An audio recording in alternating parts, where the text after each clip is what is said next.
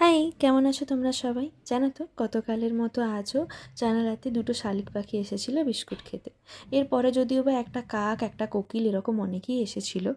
তবে জানো তো, যখন কোনো বন্য পাখি বা কাঠবিড়ালি জাতীয় পশুদের বিশ্বাস অর্জন করা যায়, মনের ভেতর থেকে না খুব শান্তি লাগে। মনে হয় তোমার নিজের আশেপাশের মানুষ, তোমার নিজের মানুষেরা তোমার সাথে ছল করতে পারে, ব্যবহার করে কাজ ফুরিয়ে গেলে তোমায় ভুলে যেতে পারে, তোমার থেকে অনেক দূরে চলে যেতে পারে, কিন্তু এরা তেমনটা একদম করে না।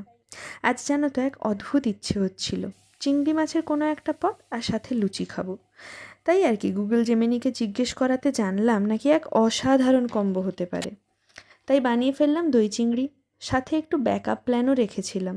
একটু ভাতও করেছিলাম, আবার লুচির ব্যাকআপ হিসেবে আলু টমেটোর সবজিও রেখেছিলাম।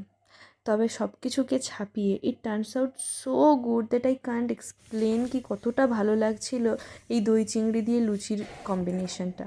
তোমরা অবশ্যই ট্রাই করো। আমি আজকে ডিনারটা সারি, তোমাদের সাথে আবারও আমার অনেক গল্প হবে। আজ আসি, টাটা।